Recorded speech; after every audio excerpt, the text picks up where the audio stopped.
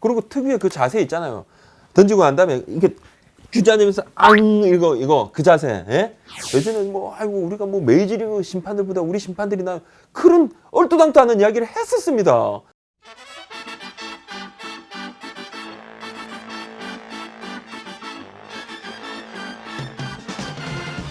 네, 안녕하십니까.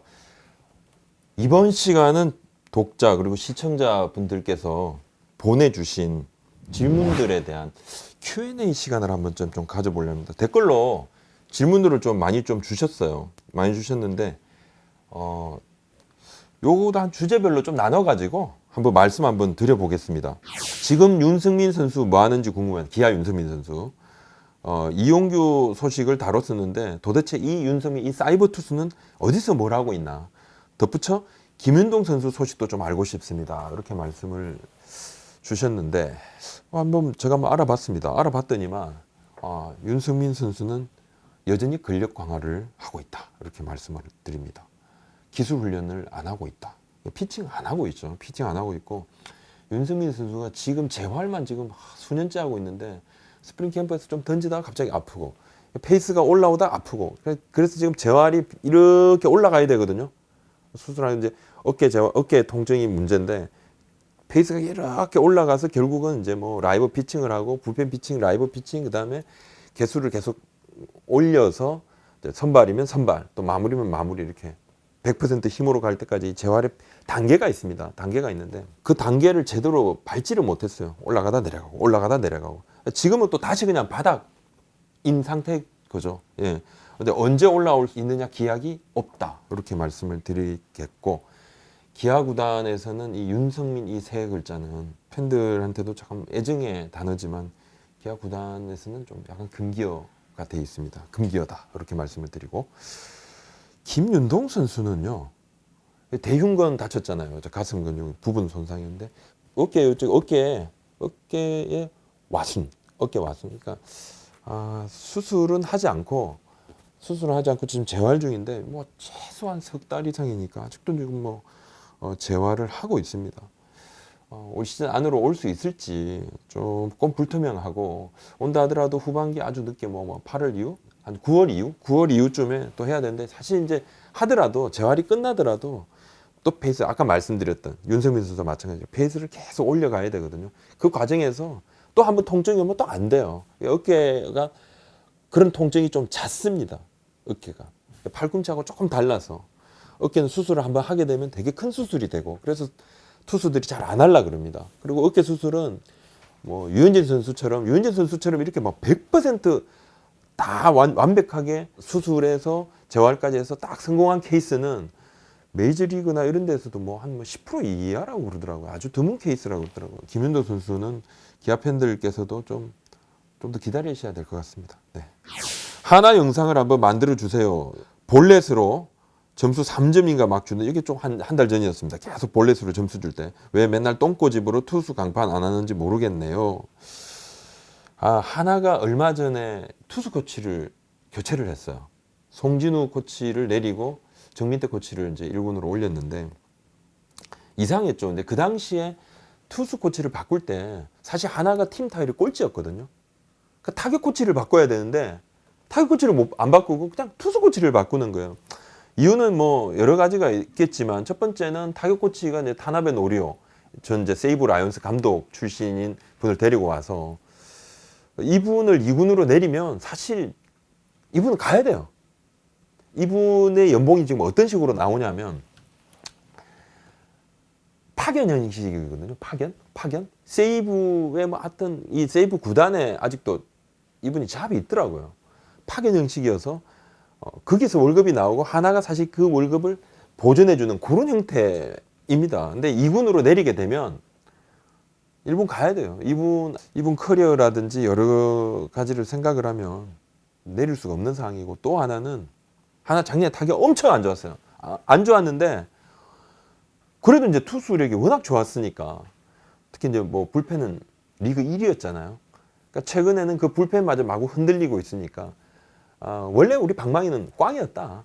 원래 방망이는 뭐 꽝이었고 기대치가 없는 거죠. 기대치가 제로니까 좀 잘하던 투수 쪽이라도 좀 한 보강을 해보자. 그래서 한번 으쌰으쌰 한번 해보자. 그래서 바꿨는데 아직은 특별하게 효과를 보지 못하고 있다. 이렇게 좀 말씀을 드릴 수 있습니다. 사실 좀 많이 힘들고 하나가 지금 뭐 잘못하면 꼭 꼴찌할 판이에요. 지금 아주 그냥 매일매일 살얼음을 걷네. 살얼음판을 긁고 있어요. 네, 거의 뭐 롯데랑 지금 탈꼴찌 싸움을 하고 있는 형국인데 조금 더 지켜보셔야 될 것 같습니다. 이용규 선수 연봉은 그대로 받고 있는 건가요? 킹잉어님. 이용규 선수는 연봉을 절반만 받고 있습니다. 올해 연봉이 4억입니다. 4억. 왜 절반이냐면 참가 활동 정지 처분을 받았어요. 왜? 뜬금없이 시즌 앞두고 트레이드 요청을 해서 신의를 저버렸다. 구단에서. 그 다음에 이 구단에 참 패를 많이 끼쳤다. 이렇게 하나 구단이 판단을 해서 참가 활동 정지 처분을 내렸는데, 원래 KBO가 참가 활동 정지 처분을 내리게 되면 연봉이 그냥 제로입니다. 제로. 연봉을 아예 안 주는 거예요. 못 받는 거예요. 근데 구단에서 이렇게 하게 되면 이게 특수 사유가 돼서 그냥 고액 연봉자가 2군으로 내려가면 연봉의 절반씩 받는 그거와 마찬가지로 앞으로 향후 7개월 동안은 연봉의 절반만 받는 거로 돼 있습니다. 그래서 그래도 이제 경기를 하지 않으면서도 연봉 2억은 확보가 된 그런 상태입니다. 네. 정근우 선수가 2루가 안 되고 중견수만 된다고 하는데요. 이용규는 정근우 선수가 2루에서 매일 실책하든 말든 본인은 중견수로만 나가겠다는 건가요? 그 당시 이제 일주일 전에 팀의 승리가 우선 아닌 건가요? 트레이드 요구도 이상한데 나머지 9개 구단 중에서 중견수 자리 보장해주고 영입할 팀이 있을까요? 이렇게 말씀을 좀 주셨습니다. 질문을. 그러니까 질문의 요지는 그거죠.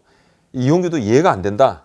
그리고 정근우는 그냥 중견수 수비만 된다고 하는데, 그럼 이용규의 자리는 자기가 중견수를 계속 보고 싶어 하니까 어느 팀이든 중견수 자리를 이렇게 뭐 보장을 해주고 하는 팀이 있는 것인가, 이렇게 말씀을 해주셨는데, 정근우 선수가 중견수만 된다 이렇게 이야기를 한 적이 없어요. 사실 정근우 선수는 수비는 내야 수비밖에 잘 안 됩니다. 작년에 좌익수 한번 해봤더니만 계속 만세 불렀어요. 근데 중견수 수비는 그나마 좀 해봤거든요. 좌익수보다는. 그리고 코너 외야수는 타구가 이렇게 휘어져 나갑니다.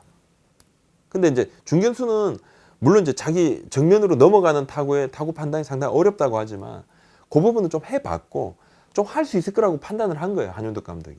실험이죠, 실험 한마디로.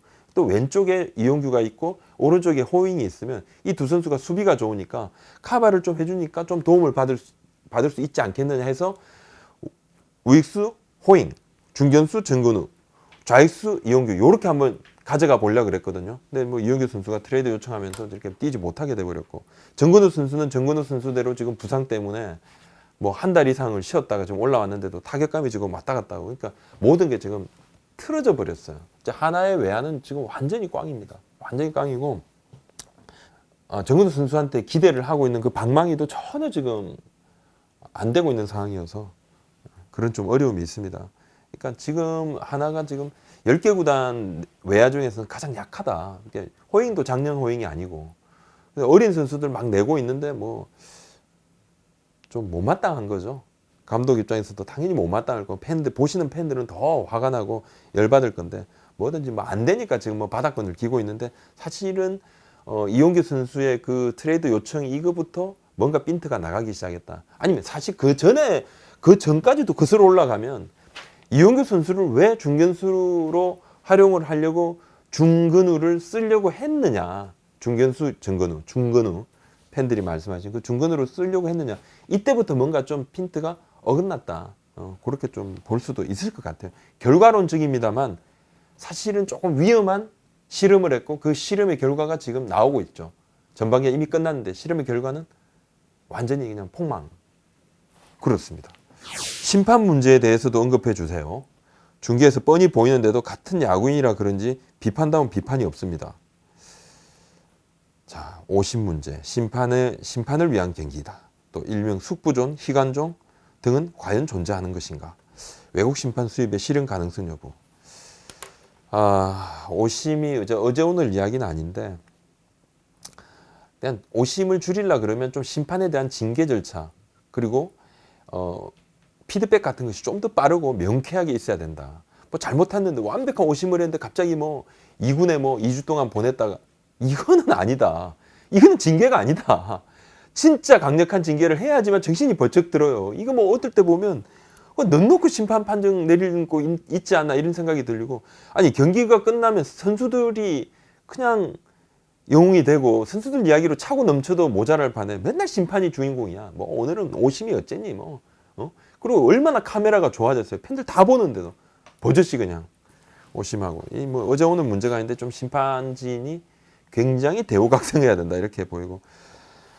일명 뭐 숙부존, 유의관존 존재하는가? 뭐 저는 존재하지 않는다고 봅니다. 개인적으로. 이건 그렇다고 그러면 이거 우리가 야구가 프로야구가 완전히 우리 존립 자체가 불가능한 거고 그러진 않을 거예요. 그러진 않고 영리한 거죠. 사실은 유희관 선수가 영리하게, 그러니까 그 뭐 130 남짓 되는 그 공으로, 그 아리랑 볼이잖아요. 어떻게 보면 그 공으로 그래서 살아남는 거는 볼 스핀이 좋을 거고, 또 하나는 이게 손가락을 감각이 굉장히 좋다고 합니다. 유희관 선수. 그래서 제구가 남들보다 훨씬 좋은 건 맞아요. 사실 뭐 그 스피드에 제구마저 안 좋으면 뭐 1군 뛸 수 있습니까? 제구라도 좋은 거야. 제구가 아주 좋다 보니까 간을 보는 거예요. 심판의 판정 간을. 심판도 사람마다 좀 이게 조언이 다르거든요. 한번 찔러보는 거예요. 여기 한번 넣어보고 여기 한번 넣어보고 주나? 안 주나? 그리고 특유의 그 자세 있잖아요.